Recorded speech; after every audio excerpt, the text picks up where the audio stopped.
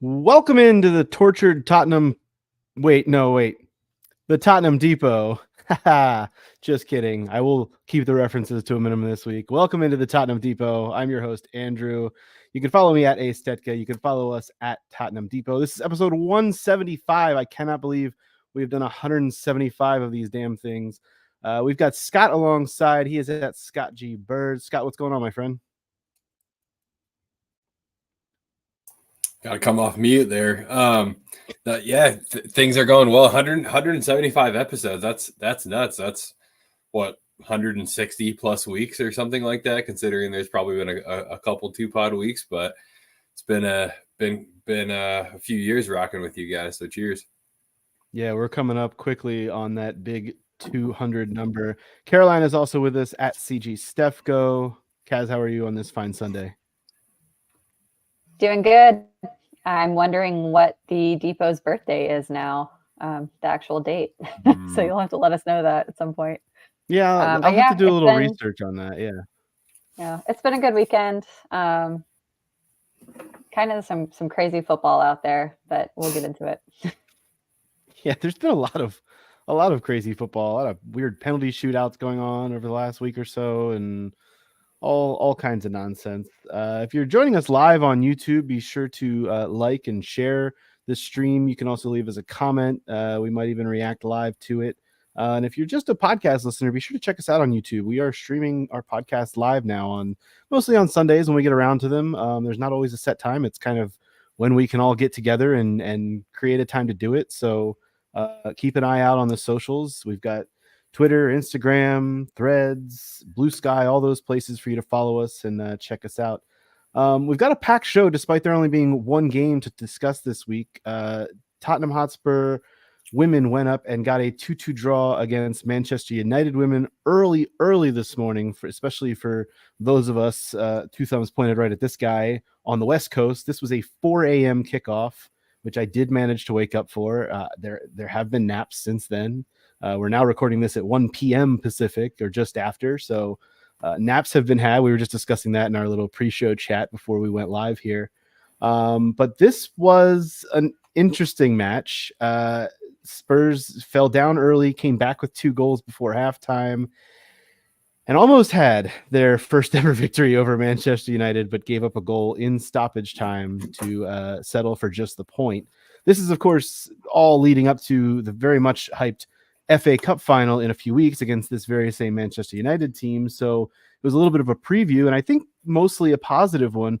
So let's just start there before we get into some of the other big news and notes of the week. Caroline, let's start with you. Just kind of your reaction to this effort from Spurs, which I thought was really good in the first half, and then kind of hold on to your butts territory in the second half, right? Right.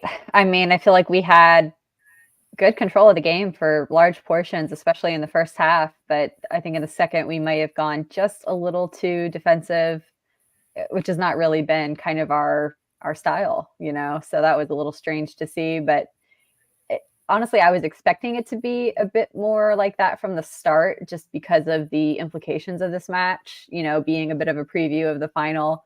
I really thought it was going to be a little tentative, from both teams. But it was, just a very open, free-flowing game, especially in that first half. And, both teams had chances. So I guess if I'm being realistic, a draw is probably a fair result. I just hated the way it went down. It was definitely one of those that felt like, a draw that feels like a loss. And to lose it and not lose it, but to draw in stoppage time just felt like a dagger to the heart, especially that early in the morning, man. Yeah. The Freudian slip there of calling it a loss is kind of fitting though, because it is one of those draws that feels like a defeat when you're so close to it. There was a weird part of me that felt after this result like, okay, we're saving the victory for a few weeks from now for the FA Cup final, which I'm okay with, but it would have been nice to have this one under your belt and have that confidence going in. But at the same time, I do think this is a place to build on. It's like a building block of, okay, you went on the road to Manchester United, who on paper is the more superior team, and you kind of played toe-to-toe with them, at least for those first 45. In fact, you had the lead, of course. And then in the second half, like I said before, it was kind of hold on for dear life. Manchester United did have a majority of the ball, a majority of the chances in the second half, and Spurs just couldn't quite hold on late. Scott, I think the cool thing about what we saw in this match is that it wasn't Spurs like playing to their opponent, especially in that first half. They really played Bobby ball like we've been talking about, and they kind of, were going up and down the pitch with Man United and taking it to them a little bit. What was your take on just the way that Spurs approached this match? Yeah, I think it's the same conversation we've been having for weeks and months now, that we're going to go in with confidence and stick to our plan and go for the points, right? Regardless of who our opponent is. We did it against City and ended up getting through in a huge FA Cup quarterfinal. And, we continue to do so in the league. I unlike the two of you, watched this game on replay, and I knew the result, and I spoiled the result for myself by just subconsciously opening Twitter when I told myself 100 times, don't go in Twitter right now. But as these things go, right? So I knew that we had drawn, but I didn't know how that had happened. And so as I'm watching the replay, I'm just like, surely their goal is coming. And then we're in extra time, and I know they're going to score at some point. So, I brace for it. But I think what I'm getting at is, I thought we were the better team, and I think we can talk about how big 3 points would have been going into this FA Cup final against them. But after what I just saw today, I have every reason to think we're going to be super confident that we can go get a result, regardless of whether we took 1 or 3 points away from the match today. And the biggest reason I say that is they needed luck today to get that equalizer. It was honestly good defending. For the equalizer. It just took a bounce off the crossbar and fell right into the path of a Man United head, right? And it was put in the back of the net. But yeah, 1.3 points doesn't really matter to me. I think we're feeling super confident going into the next match against them.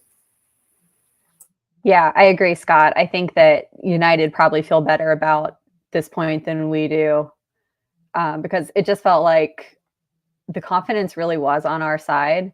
Especially if you look at a player like Jess Naz, who could not be more confident at the moment and is just in flying form.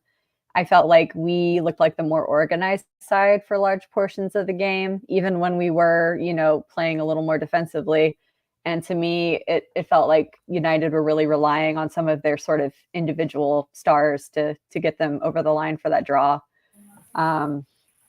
And you're right. It was not a great goal to concede there at the very end, but it did have an element of bad luck to it. I think we also saw Maya Letizia, who scored the goal. She is a very physical player, and that was something that I was kind of keeping an eye on coming into the match. And I feel like she used that to her advantage in the box in that moment. So, set pieces we know have been really a weakness for us, and in a side that is starting to not have many other defensive weaknesses, to be quite honest. Like, we have really shown huge improvement since the beginning of the season. And that's just the one area where we still struggle. And we saw it on their initial goal, in the first half as well. Melvin Millar was just completely out in front of everybody, unmarked, to get that header. And, I do think Becky could have perhaps stayed back a little bit and not come quite so far off her line. But at the same time, I don't think she was going to be stopping that one anyway. So it might be a little too late for this season, but I think next season we definitely need to think about bringing in a specialist coach to work on those defensive set pieces, because we can't keep letting them cost us points, like they have been. Maybe they can but have someone come in. One note, this was our first ever point away at United. So, there is that. Yeah, you're right. It's progress no matter what. Maybe they can have someone come in and coach both the men and the women on set piece defense, because it seems to be a problem with both the men's and women's sides this season. That honestly, point, that was. Oh, sorry, Andrew. I was just going to say that's the first thing I wrote down. First thing I wrote down when I started watching back the match was this is a game of set pieces again. It's how United got both of their goals. Unfortunately for Millard's goal, the United's first goal, half the team switched off defensively. I'm not even going to single out one person, because it was honestly half of the conglomerate of Spurs players there switched off, and she was untracked. Millard, for the record, is an absolute stalwart of my FIFA Ultimate team. So she is just I got a phenomenal Mallard card, and I use it wholesomely. She's a great little player, but yeah, we switched off and we gave her a super easy finish. So as you said, Andrew, that was a tip of my tongue, was it's on both sides of the equation over at Tottenham Hotspur that set piece defending is a major issue and it's got to get worked out. To your point, though, about the general defense, Caroline, it has improved. I mean, the reverse fixture at Brisbane Road, this was a 4-0 defeat. So to turn it into a 2-2 draw away is a step in the right direction. It's just the set piece defending that really needs to get worked out. I want to talk about the 2 goals. Beth England gets credit for the goal, which I really thought was Spence's goal at first, but got the touch on it. A really good first goal. And then 2 minutes later, you brought her name up, Caroline. Jessica Naz continues to just ball out. I mean, there's no other way to put it. She receives a cross and took like 3 or 4 touches in the box before ripping one into the back of the net. Just tell me more about what Jess Naz does to impress you personally, because I'm running out of the superlatives at this point. She's been incredible. Yeah, for me, it's more like, what doesn't she do? Because something I really appreciate about her personally is that she doesn't just contribute in the offense. She also is really good about tracking back defensively, because this was something she did not do in her early seasons. I can tell you it was a frustration. So I've been just admiring how her overall game has improved, and it feels like she's becoming a very complete player, kind of like we used to talk about, like Harry Kane, getting it done on both ends of the pitch. So this to me was her best goal of the season, perhaps the most impressive one that I've seen from her this campaign. And I feel like she could even be trying to work her way into the conversation for an England call-up at some point soon. I know I was talking to someone about this on Twitter earlier. With Rachel Daly retiring, there could be a little bit of an opening there. Obviously, we know Beth is going to be competing with her for the same position, because Jess has been playing at striker more often. But, and that's the other thing from this game. We saw Beth England playing out on the wing, which was very new. We may have seen that maybe like once or twice last season, in her first 6 months with the club. But that was kind of surprising. And to me was maybe not wanting to show too many of our cards to United ahead of the final. I can't imagine she's going to be playing there in the final. But then again, it's good to have the element of surprise, I suppose.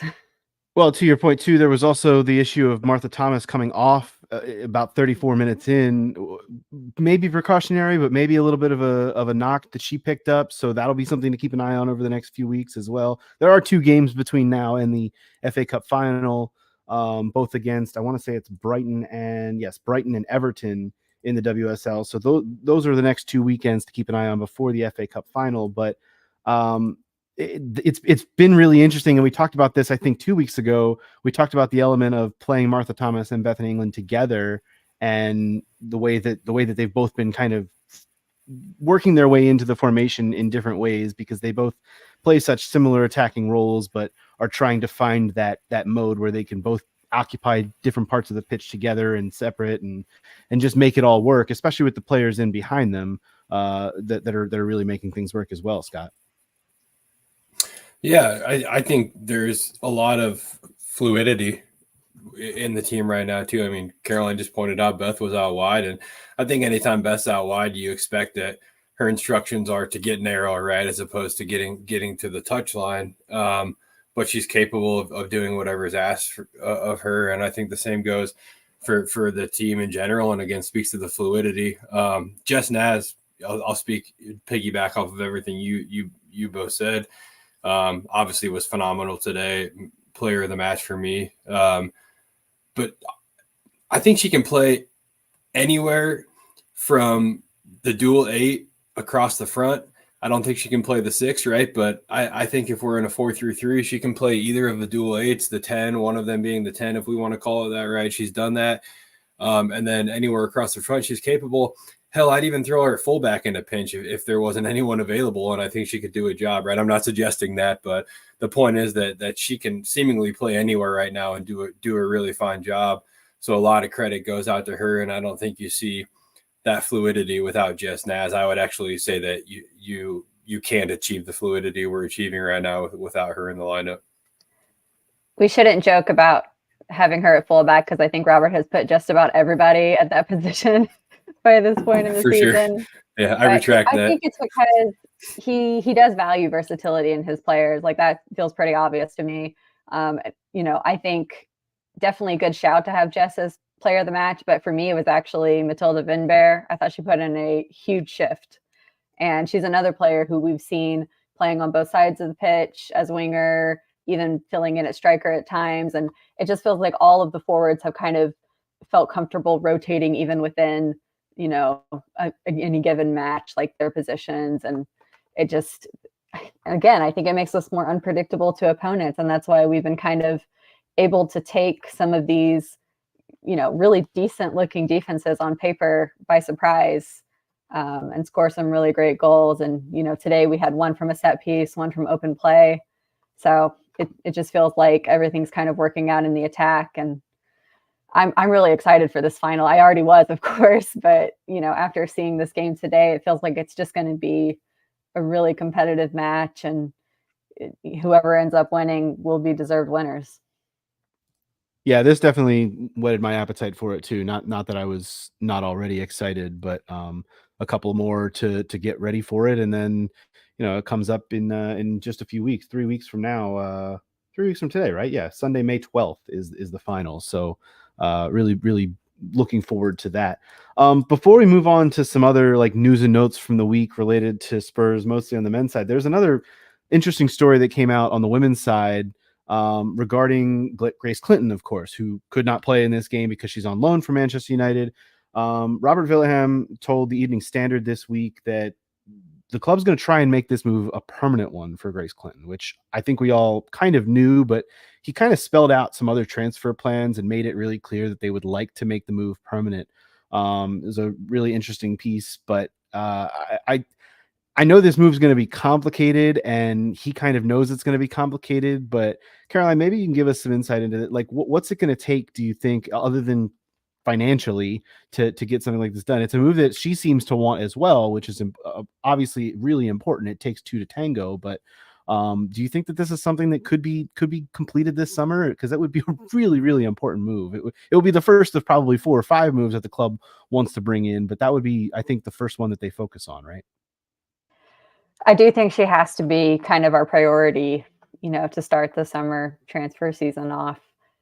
And I think it's possible for a couple of reasons. The first is that it's no secret that United Women have not had the best sort of team culture. There have been a lot of really high profile players who have not spent long at the club because they felt like, perhaps that club is not really investing enough in their women's team. Like they're not a focus for their club. And I mean, you hate to hear that, honestly, but it has led to some, really impressive players moving on quickly.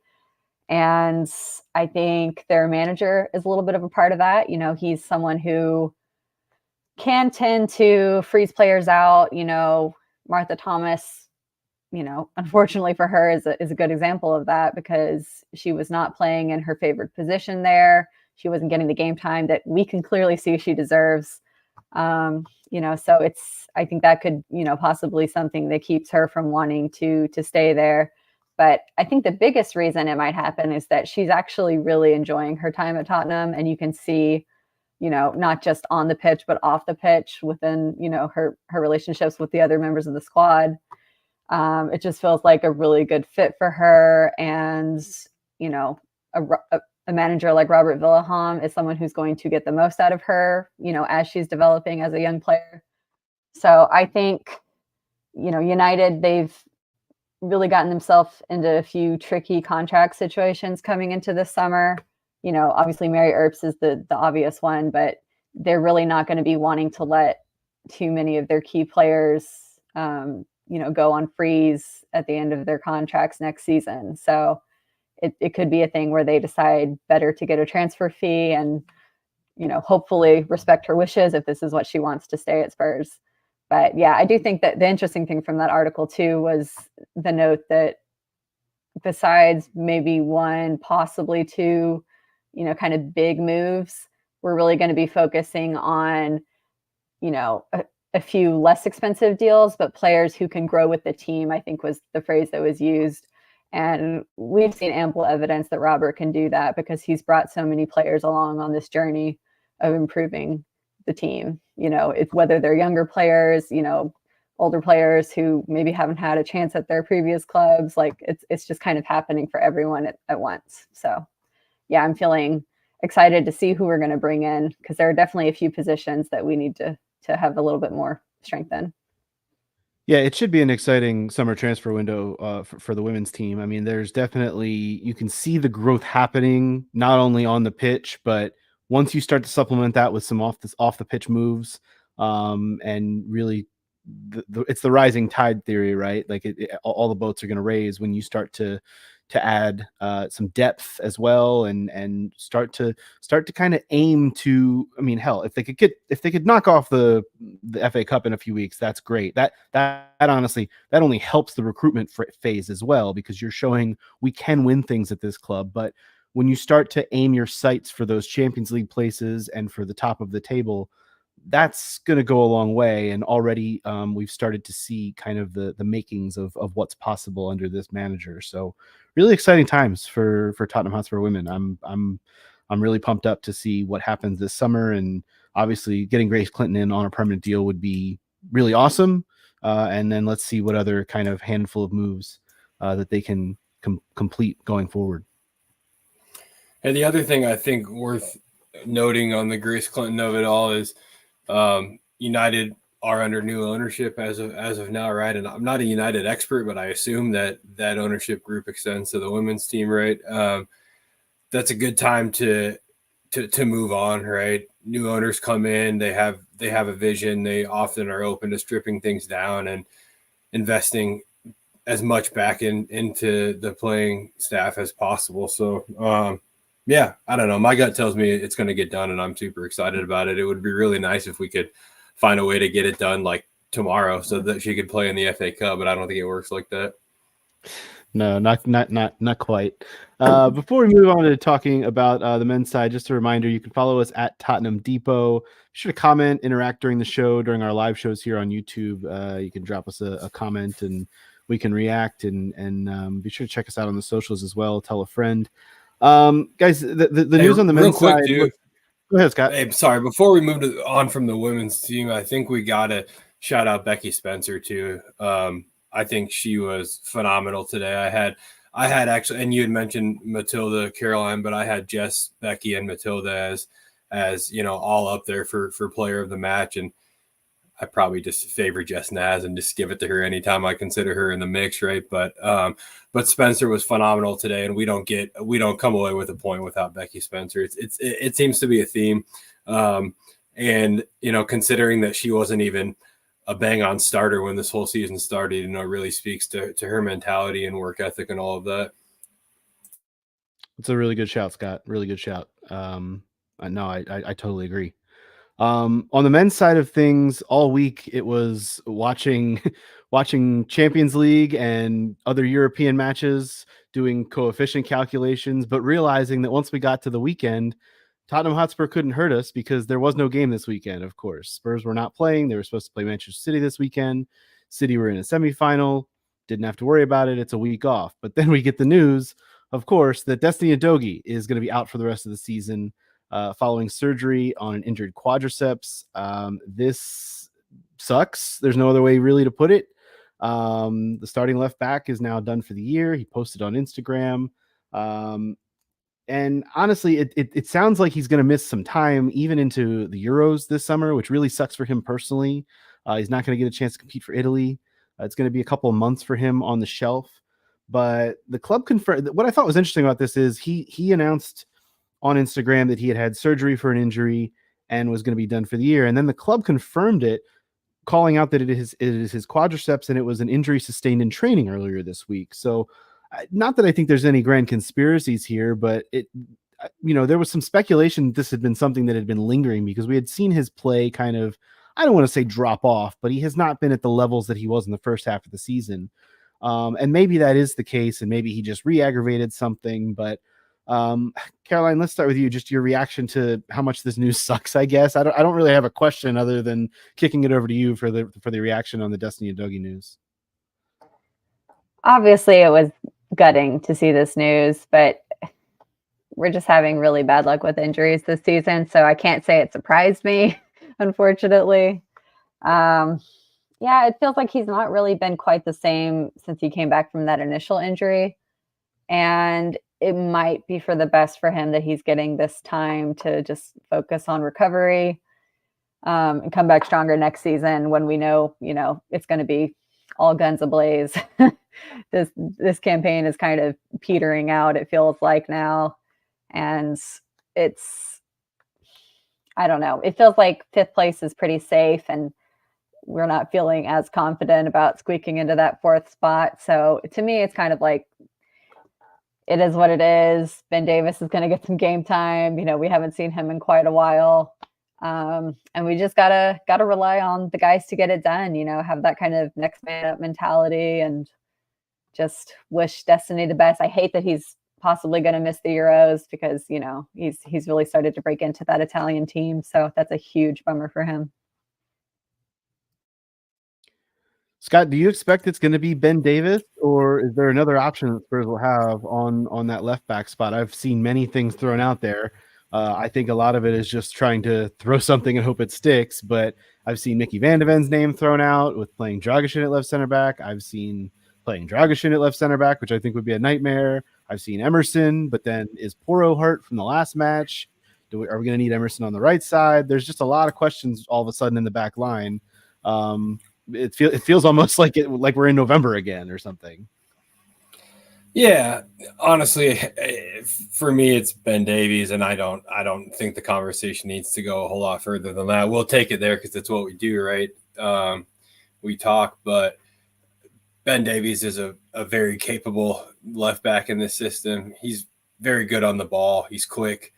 He's very intelligent, right? Everything that you require for somebody to play this role, and I really just think it speaks to Destiny Udogie's quality that he is not giving Ben Davies a sniff of a minute there, right, when he's available. But I think Ben will do a great job, and all the Van de Ven and blah blah blah of it all. It's just people love a good hot take, right? And they hope that it sticks. But you have a very viable left back on the bench ready to go in Ben Davies, who's clearly a leader in the locker room and somebody that the team looks up to. So I think he'll do a fine job. I could see Royale getting minutes there because I think he has been favored, as a makeshift left back a couple times this season.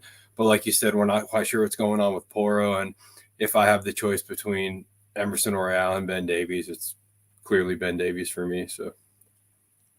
Yeah, maybe Porro has been in like the hyperbaric chamber and can get back to fitness. I think personally that Ange would probably go with Emerson over Ben Davis, but I don't know that for sure. And I am one of those people who thinks Mickey Van de Ven probably could do a job, but I would rather have him playing center back. I think he's much more valuable there in terms of tracking back and defending and his positioning and all the things that we've talked about with Mickey. I would say if you rank our first 11, 1 through 11 based on how good they are at their position, Mickey Van de Ven's number 1 on that list, right? There's no point in moving your best player in their position on the squad out of position, right, when you have Ben Davies ready to go. So I don't see any sense in that. And as far as Udogie goes, I'm gutted for him, right? What I'm really gutted about is the Euros. I'm not gutted about these last 4 matches, right? I think this season's just kind of becoming a pain in the ass anyways on the men's side, and we'll see what happens. But so I'm gutted for him. I'm a big Italian national team fan, you both know, and folks know. I was looking forward to seeing him go to France this summer with Italy, but at the same time, Fede DeMarco is uber talented, and Destiny's not going to play if DeMarco's fit and healthy, right? So it'd be nice for him to be in and amongst the squad and get that experience. But I also don't think that him going down is going to cost him minutes in the Euro necessarily either. So best that he gets healed up. By the way, if he goes to France, he's going to miss the Euros in general because they're in Germany. But I hear you either way. Thank you. I got Thank you. I got I got to you. fumble something at some point during this show, right? I'll pick you up there regardless. But no, I hear you. The Euros thing sucks. And the other thing I wanted to bring up in this conversation about Udogie, and I even hate doing this as the host because I don't want to weed into speculative waters and be super critical. But do we think this is at all the product of Destiny Udogie just as a first full season in the Premier League, just putting too many minutes on his legs, and this is just a wear and tear thing? I don't know. I mean, it's an injury. It could have happened. It could have just been something that happened in training. We don't know. And I really am not the type that likes to speculate about this kind of thing, but it's something to think about because both he and Porro have played the majority of the fullback minutes. I mean, we've seen, and look, this is not a team that has European football, so it's not like there's been a ton of games in comparison to other teams, but it's still a lot of games for these players to put on their legs throughout a season. I think there's a lot of truth to that, Andrew. I think anytime you have a muscle injury, overuse is the culprit, right? This isn't a torn ligament from a plant or something non-contact, right? This is seemingly a muscle tear, we can all assume, and that only comes from overuse of the muscle, right? So I especially in this system, I mean, we run and run and run and run, right? Those fullbacks cover touchline to touchline and they can't stop, right? So it's not super surprising at all. You honestly expect one of these fullbacks to tear a muscle at some point during the season. Well, and same with Porro. I mean, it doesn't come as any surprise that he's starting to struggle with injury too, because I think isn't he like number one for minutes behind Vicario, if I recall correctly. That would He's make got to be sense. like Yeah. 2 or 3. Yeah. I think Sonny was really high up there too, despite missing all those games with the Asian Cup. So that, really says something as well. So it's probably surprising we haven't seen more of these overuse injuries. And I do think it's fair to speculate that probably is what happened here and not just, something that happened in training. Because we've seen he's had some struggles over, recent games. And if he was putting in 9 out of 10 performances every week, maybe I'd be, a little suspicious. But yeah, this kind of makes sense. Yep. All competitions this season, Vicario obviously leading in minutes, over 3,000. Not a surprise for a goalkeeper, but right behind him at 2,744 minutes, Pedro Porro. At 2,571 minutes, Destiny Udogie. So those are the two players that have played the most minutes for outfield players. Kulusevski is fourth on that list at just over 2,500, and then Sonny is right behind him at 2,447. So these guys have put a lot of minutes on their legs, and especially, like I said, for players like Udogie and Porro, who are like really starting to get their first full run in the Premier League. Like, Kulusevski's been here a little bit while. Sonny's obviously been here a great while. They're used to the workload a little bit more than these younger guys who the Premier League's a tough league. Like when you're putting that many minutes on your leg, despite having no European football and despite, bowing out of one of the cups early, it becomes a lot. So especially to Scott's point, when you're playing Ange ball, when you're going up and down the pitch and those fullback positions are tough. So again, I hate to even bring it up in that way because I'm not trying to point fingers. I'm not trying to blame anyone, but it also speaks to a need really to like move into the transfer market and really focus on depth, especially considering there is a great likelihood that even if it's not Champions League football, there will be European football of some sort coming this club's way next season. So I do think that is important, and the transfer business this summer is going to be really important in that sense. It kind of transitions us perfectly to talk about our next few topics, which is just some little transfer news and notes that were found throughout the week. A report from The Athletic about Sergio Reguilon, unlikely to stay at Brentford permanently, but also has a very, very uncertain future, despite kind of going to Brentford. And he's been pretty good at Brentford. He had the move to Man United for the first half of the season. It wasn't really going that well. He switched to Brentford in January. It's gone much better for him there. So positive to see that. And then the other one is that Feyenoord have come back in for Bryan Gil, and they want to get him there. They were ready to make a move for him in January, but he wanted to stay at Spurs and prove himself. That has obviously, we're now in late April.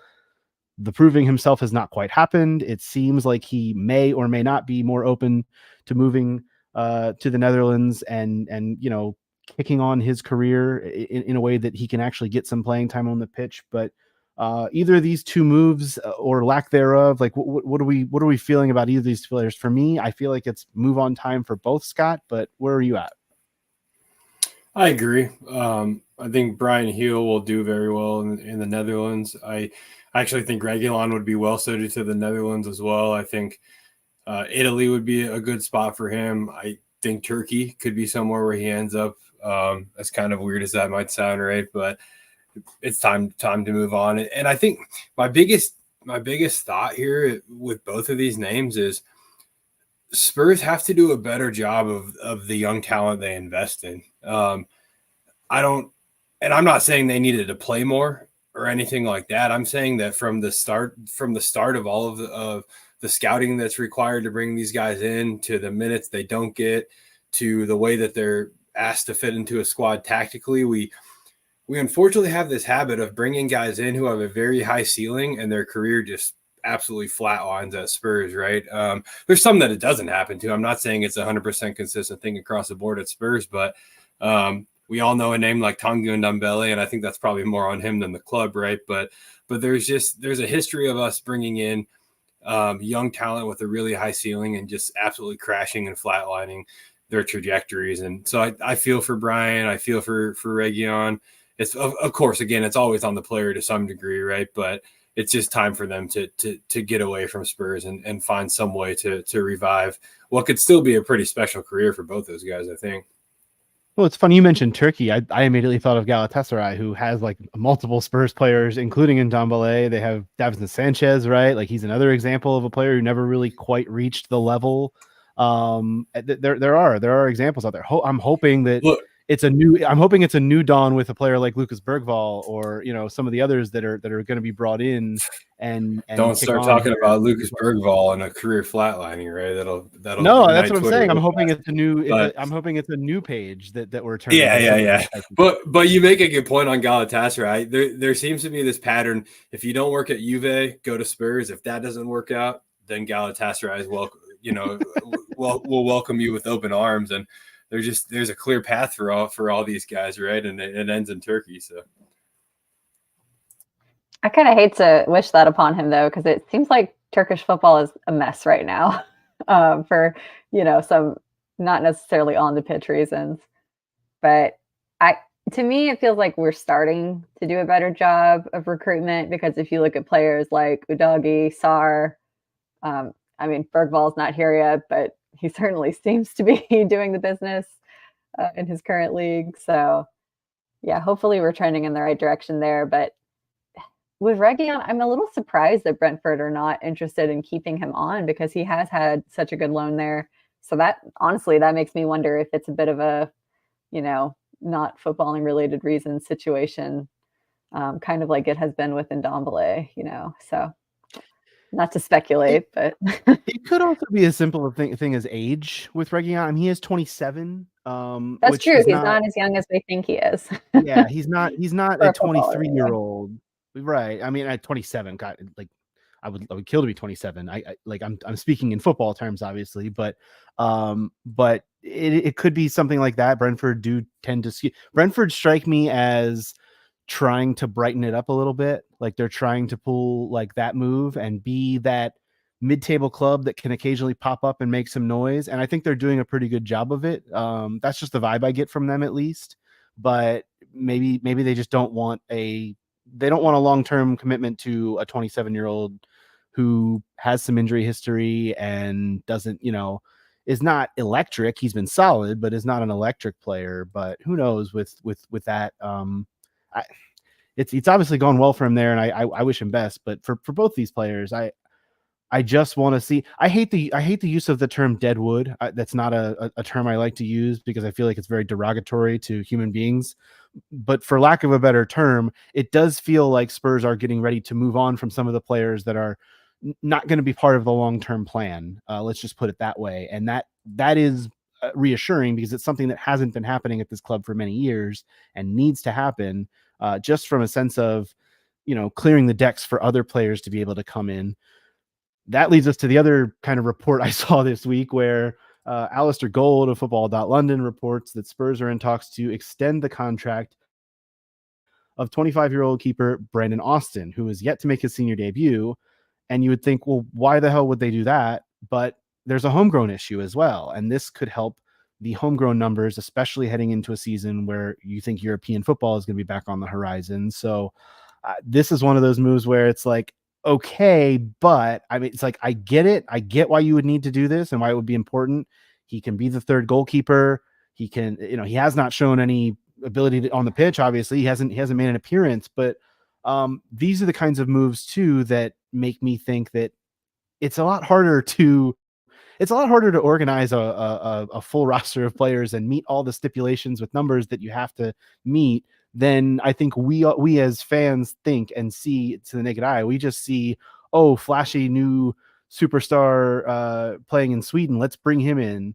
But these things all, like, bringing one player in costs another player, and there's a lot of maneuvering that has to be done. And this would be a move that would at least help to reassure things. While not flashy, it could be really important to complete this type of move. So I take it there's no pushback from either of you on this type of move, but what's the thought, Scotty? Yeah, I mean, I think it's a smart move for the club for reasons you've already pointed out. I also think goalkeeper, it's kind of like, it's like a backup quarterback position, right? Where some guys are cool to just vibe around the squad, right? Get paid fairly well, hang out with the boys or the girls, depending on which team we're talking about, and just be a pro athlete and train for a living, right? I don't think there's anything wrong with that at all. And as a 25-year-old, I mean, he's theoretically got another 15 him, right, from a career perspective as a goalkeeper. So, why not spend a couple more years at Spurs if the club needs it? You came through the ranks, right? Give yourself more opportunity to learn and sharpen your skills to end up, somewhere in the nearish 2 to 3 year future where you can play regular football too. So I think it's probably a smart move for all parties, and I we'll be happy to have another youth player stick around for another couple of years. So. Yeah, the only thing that struck me as strange about this situation is that he's yet to make his senior debut for Spurs, like not even in a cup. Yeah. And to me, not to be disrespectful to Mr. Fraser Forster, but I don't really see the difference between having Brandon Austin playing that role or Forster. Like, I don't know what his contract situation is. Hopefully not too much longer. But yeah, it might be time for him to actually get some game time in one of the cups next season if he's going to be sticking around.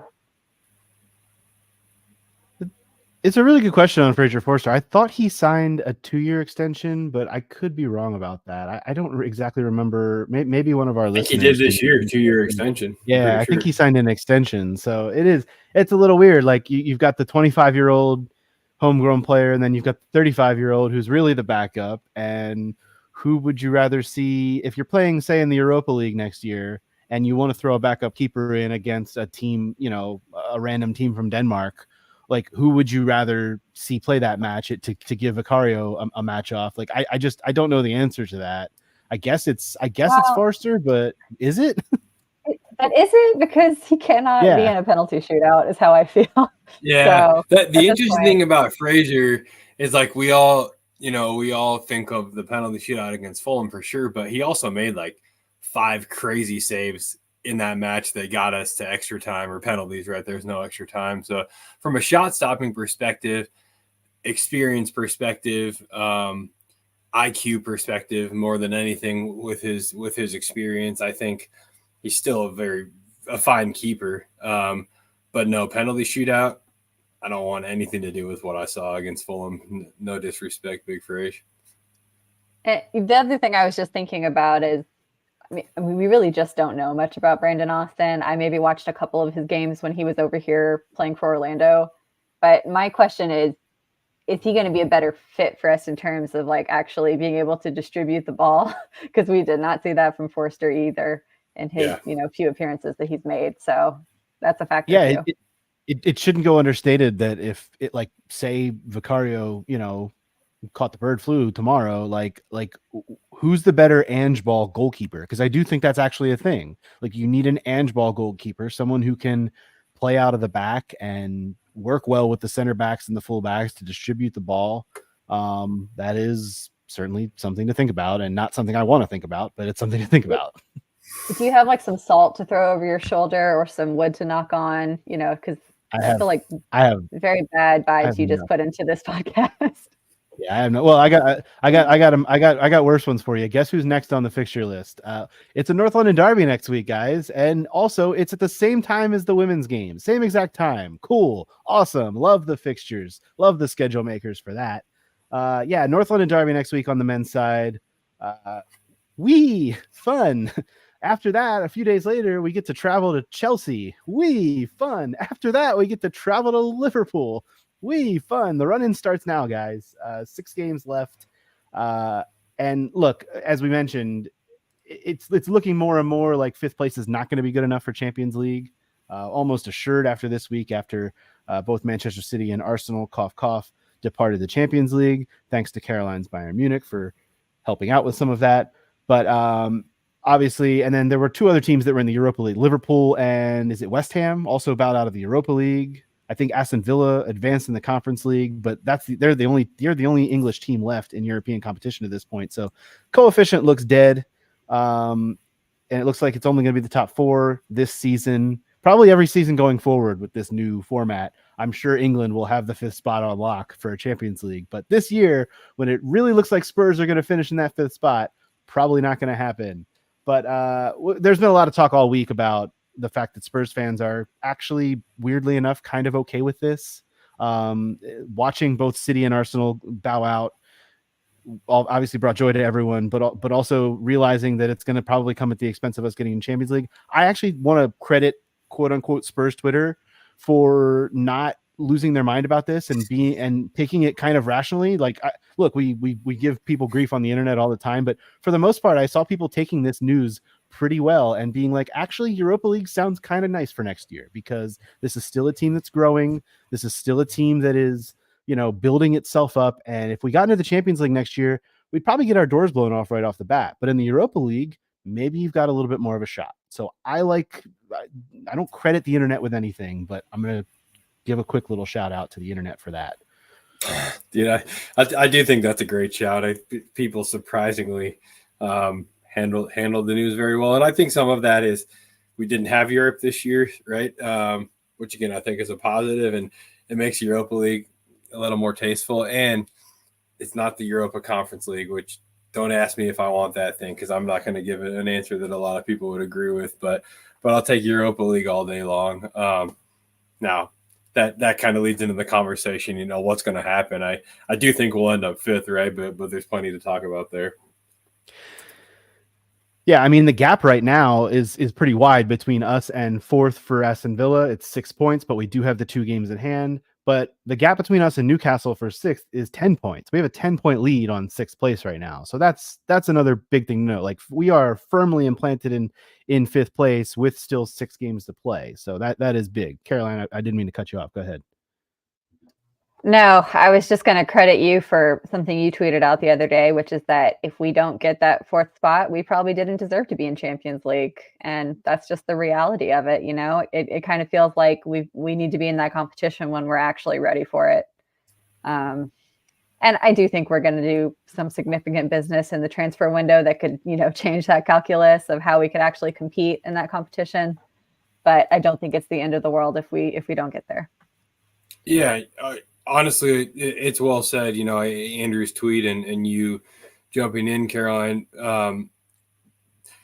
for the project, and we all know what Andrew said in this press conference, so we don't need to revisit that. But for the project, stumbling into Champions League by the skin of our teeth does us no good.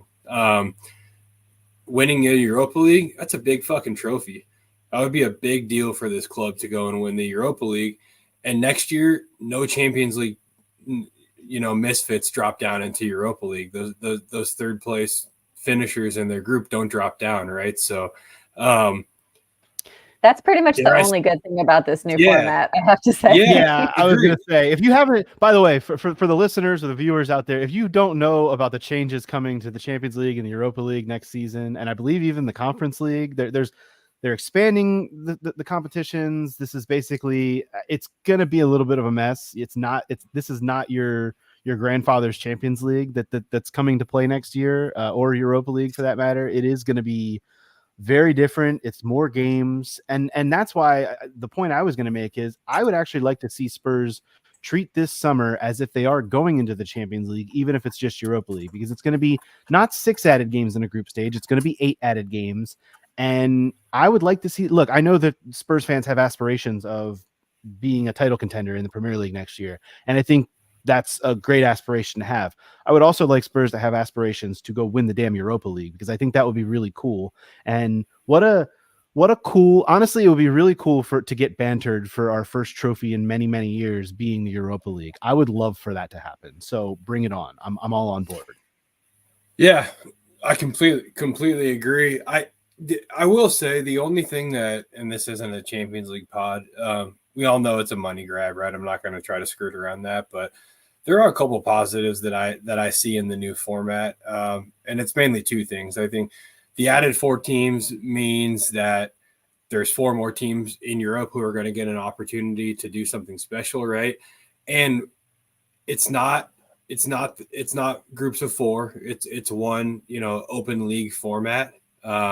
If anyone really wants to know, go play some Football Manager and you'll get to experience it firsthand, right? They've been rocking that for quite a while over there, but no, what I like about it being that open league format is gone are the days of, if you're drawn in, if you're a pot 4 team, right, you're not getting out of your group. It's just not happening.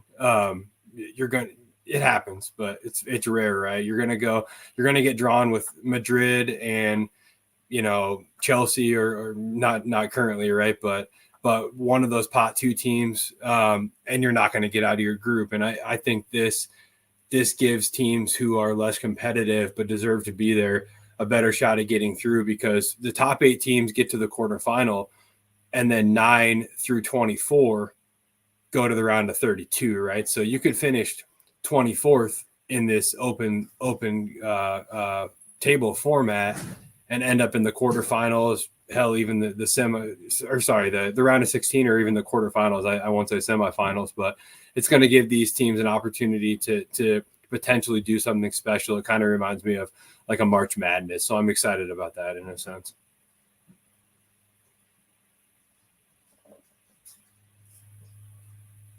Andrew is frozen so elegantly, or he's in deep thought, one of the 2. He's there back. he is. I'm back. Little internet hiccup. Yeah, no, Scott, to your point, like I just want them to see to go into this off season this summer with the mindset that Europe's on the horizon, build out the club, go from there. Speaking of next season, we got a leak this week. There's a new kit abound. Want to get reactions? We're going to throw the photo up for our viewers here on YouTube. This is courtesy of Cabby Collection, a football shirt collector at Cabby Collection. It was leaked earlier this week by Footy Headlines. There it is, the reported 2024-25 home kit for Tottenham Hotspur. We don't have Dakota on the pod today, so we're not going to get any like really, really terrible kit reactions, but what's the speculation here on how this kit's going to look on our beloved Tottenham Hotspur going into next season? Any thoughts? Well, I think it'll look fine on the players. It just doesn't really inspire me. To me, it feels very basic, and y'all know my longstanding grudge against Nike kits. Like, I just think they do such a poor job of they just don't take risks. Like, this is pretty much the most safe option they could have gone with, and I think having just the little striped trim on the sleeves, like that's not enough for me to consider it innovative or exciting. Yeah, I think if you remove the blue down the side, it helps a little bit, right? I think if the end of the sleeve pattern wraps all the way around the sleeve, It helps a little bit. It seems like another example. It's like those damn neck spikes I always talk about, where Nike just does something unnecessary that has no business being part of the kit. And frankly, I'm saying this for Dakota. I hope he hears, but anytime Dakota comes in and says the kit's good, it might not even be that I don't like the kit. I think my brain just like automatically flips a switch and it's like, well, that kit's shit. And I go into looking at the kit, just assuming it's a poor kit. Right. So as soon as we heard the news that Dakota was a big fan of next year's kit, I think we all kind of knew that it was going in the wrong direction, unfortunately. Yeah, I think the fortunate thing is that we don't have the neck spikes on this one, which is good. But it is a white kit. I credit them for getting the color right, the main color. I mean, that's about all I can say about it. It is very basic to me. The stripes on the sleeve are a choice. But other than that, it's super, super basic. I'm skeptical of how this would look with white shorts with the blue down the side. I think that's going to look a little strange in European games, but I think that'll look a little weird. If it's going into blue shorts, it might look a little better, but then I also think it's going to look almost a little bit more of a blue kit all down the sides and through the shorts than a white kit. So I don't know. I share a lot of your sentiment, Scott. Like if Dakota likes it, I probably don't, but that's just kind of where I'm at with that. But yeah, for the listeners, if you haven't seen the kit, go check it out. It's all over the internet. You can go to any of the normal websites. I already shouted out a few of them. I'm not gonna give them more free plugs, but yeah, I'm way more interested to see what Spurs do with an away and a third kit, because I think the colors can get interesting there. Spurs home kit is normally pretty standard. If you're not watching us on YouTube, I'm rocking one of the old Under Armour kits today on the pod that is beloved. It's the light blue with the white AIA. I would love to get I'm not one of those like you can't have the red AIA people, but it is nice to have no red on the kit as well. And I'm also a Baltimore boy at heart, so I love rocking the Under Armour. Nike just hasn't really put out. I mean, they've had a couple good kits for Spurs over the last few years, but there haven't been many that have totally blown my mind. And I do like the Cosmic one that we put out a few years ago. I think that one was funky and weird. I liked the dark green one. That I thought was a pretty good one that for some reason I can only picture Lucas Moura wearing. I don't know why that is, but he just really stands out to me in that kit for some odd reason. But yeah, it's the white kit for me is always just going to be like, okay, that's what we're going to be playing in most of the time. I guess we're going to have to live with it. I'm way more interested, just from a personal standpoint, in some of the other colors that may come out. Apparently, there's a Spurple coming out, which I know everybody loves the Spurples. So, we'll see what comes about over the next handful of weeks and months. But maybe they'll bust this one out by the end of this season. Spurs are not normally known to do that. Over the last few seasons, I can't remember them debuting next season's kit at the tail end of the previous season. Some teams do that. I don't think Spurs are one of them typically, so we may not see this one until maybe we'll see it in the weird postseason friendly match in Australia. Maybe we'll see them bust out the new the new kit, but who knows? That's I guess to be determined. But guys, anything else we need to get off our chest before we get out of here today? Any other speculations for this run in for either the men or the women? There's a lot of football coming down the stretch here. I know that. I'm just glad that we have the FA Cup final for the women to look forward to, because I'm starting to feel bad about how the men's season is going to end. Like, I was really trying to stay optimistic and positive, but I don't know. Things are not going in our favor, so it could get ugly potentially. And then we had the stupid decision to make a friendly with Newcastle United mere days after the season ends. Like, what were we thinking? Honestly. Yeah, I can't imagine who's going to be up for that match, but we'll see. Yeah, I share Caroline's sentiments. I do think it's going to get really dicey on the men's side, and I'll be looking forward to, potentially hoisting a trophy on the other side of the club. Those games against Burnley and Sheffield United have got to be 6 points. Just absolutely have to be 6 points.